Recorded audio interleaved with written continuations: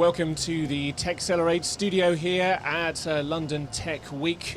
We are joined right now by Mike Rosam, who is Head of Innovation at Motorsports at McLaren Applied Technologies. And we're going to talk a bit of AR and VR. Mike, thanks for joining us. No problem. So, tell me a bit about McLaren Applied Technologies, because I'm sure many people watching today will be aware of McLaren in various guises, Formula One being one of those, but just talk to me about the bigger picture here. Yeah, so McLaren Applied Technologies is a company within McLaren Technology Group. We're based at the McLaren Technology Centre down in Woking. The technology group, if you don't know, has got three companies. We've got the original racing team that dates back to the 50s. We've got the automotive company that makes the sports cars we see on the streets. And then there's Applied Technologies, which does three things. We work with existing internal technology and spin that out into other industries like the rail industry or the healthcare. We develop new technology, and we also work with customers who have need for developing technological solutions. So what role does augmented reality, virtual reality, mixed reality, what role do those various realities play in the work that you do internally, but also with your customers? So these new technologies, immersive technologies, have a lot of impact on some of the businesses we're working with. You've got, or we've got a long history in McLaren in using simulation and virtual realities, and we see that they're becoming even more relevant when you talk about developing cars, for example. We have a simulator environment, and it's currently in a virtual reality cave environment. So you've got a full motion platform in a room, which is very immersive and lets drivers, it's human in the loop essentially, so it lets drivers drive a car as if it were a real car. And that has a significant reduction on the amount of time and cost it takes to bring a new product to market. And then we see other opportunities with healthcare, for example. As you know, there's a lot of examples of healthcare being used for virtual reality being used for training and simulation of operations. So, if we think of virtual reality as a way of, I guess, mimicking one's senses, you know, you get this sense of presence, this immersion in a virtual environment. You know, sight, we've got that pretty much sorted, our vision systems in augmented virtual reality.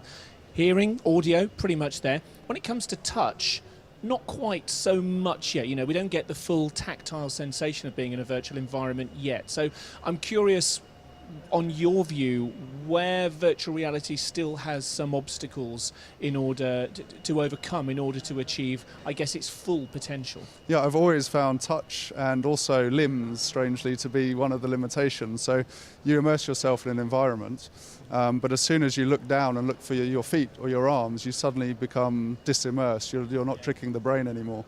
So I think things like bringing in haptic sensors to be able to feel objects which are virtual and not physical, like a virtual dashboard or virtual steering wheel, are critical.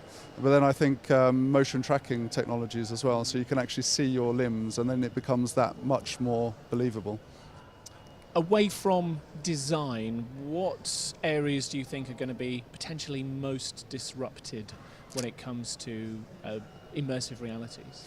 So I'm particularly looking at the motorsport entertainment space at the moment. How can digital technologies and immersive technologies impact the fan experience at track, at home, for the race, in between the race, in the off-season?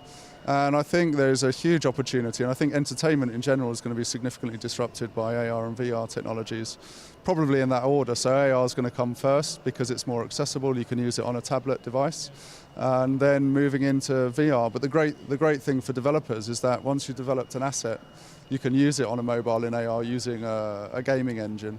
And you can use those same assets when VR picks up later on.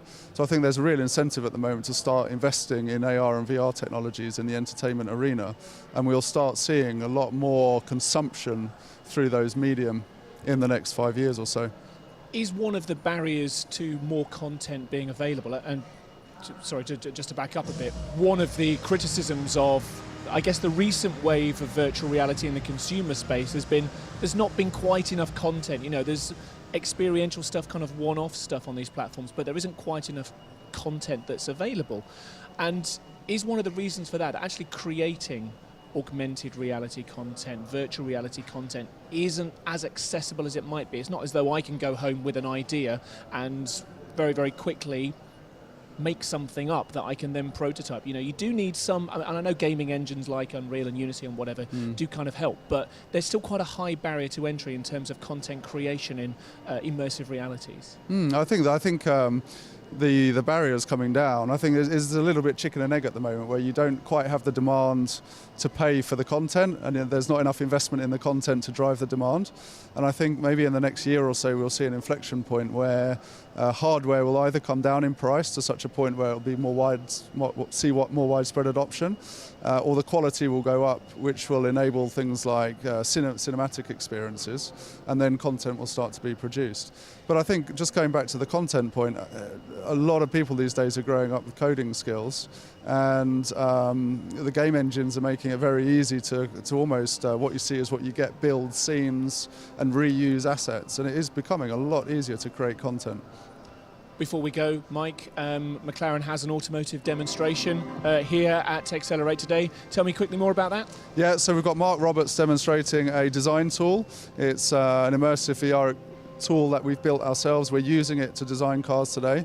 Mark's a pretty special guy. He worked on the original McLaren F1, which was the Le Mans winning car in the 1980s, and I wouldn't miss it. It's going to be a great experience, a great show. Great stuff. Really good to chat to you, Mike. Have a great time here at TechXLR8 and London Tech Week. Thank you very much. Cheers.